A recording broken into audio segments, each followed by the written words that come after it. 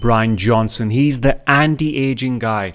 And in the past 3 years, he has spent over $3 million biohacking his health. Hello and namaste. Welcome back to Fabulous Body. I'm Akash, your holistic nutrition coach. In today's video, I'm going to elaborate on Bryan Johnson's top food picks.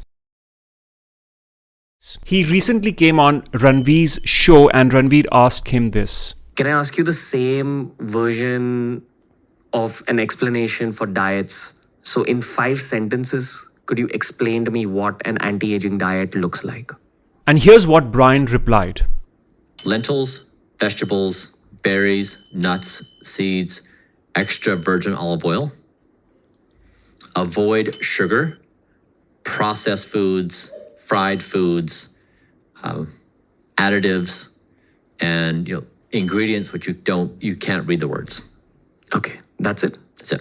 Lentils, the Hindi word is dal, as most of you know. Essentially, when he says lentil, he's actually referring to legumes, which also encompasses beans like kidney beans and chickpeas, and also green peas. In fact, he also consumes a few scoops of pea protein powder. He's vegan, by the way.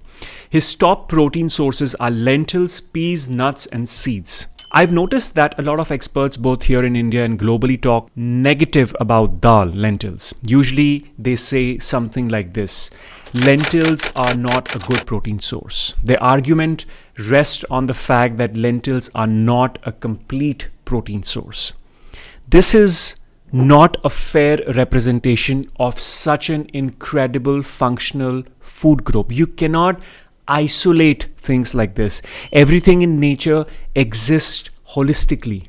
Let's talk about dal, which is an incredible, underrated source of protein. So we know that 100 grams of raw dal has around 25 grams of protein. When you cook it, the dal swells up to 3 to 4 times in weight, meaning a thicker consistency of 350 to 400 grams of cooked dal, which gives you roughly 20 to 25 grams of protein. Now here's the problem. In a typical Indian meal, we prioritize chapati or rice, and dal often end up as a watery side that's just 100 to 150 grams.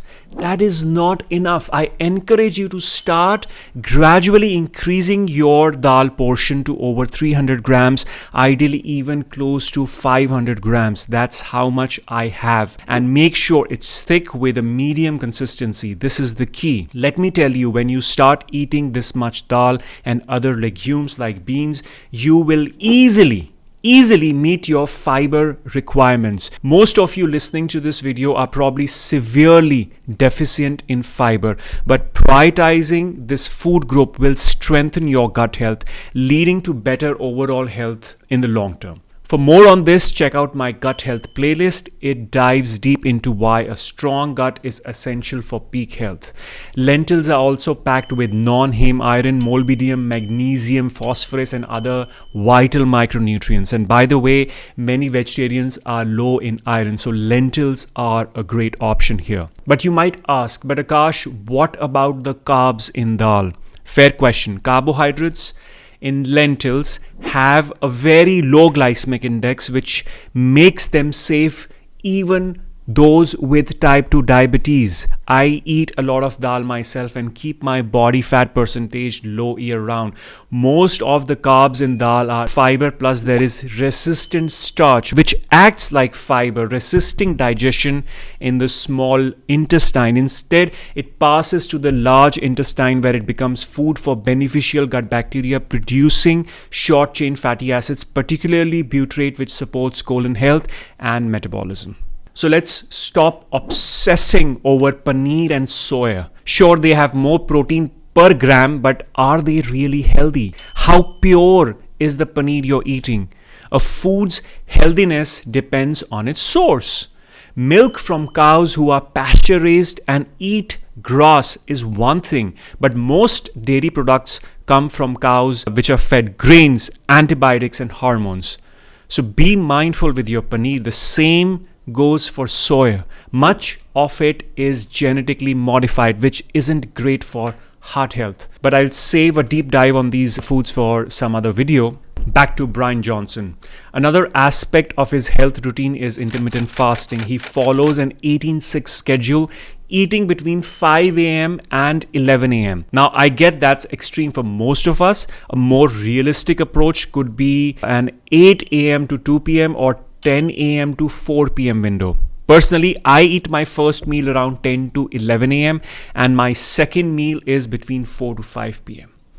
Try to avoid eating after sunset for maximum metabolic benefit. So here are the key takeaways. First, focus on plant-based diet with most calories coming from lentils, nuts, seeds, berries, and pea protein powder. Cap your protein intake around 1.5 grams per kilogram of body weight. You do not need more. Dal is a solid protein source. Increase your quantity and go for a thick consistency with less water. Eat your last meal early. Aim to leave a gap of a few hours before bedtime. I send out a free newsletter 3 times a week to thousands of people interested in biohacking their health, just like Bryan Johnson. My goal is to help you reach optimal health. You can find the free subscription link in the description box below. Thank you so much for watching. Subscribe if you like the content. Stay healthy, stay fabulous.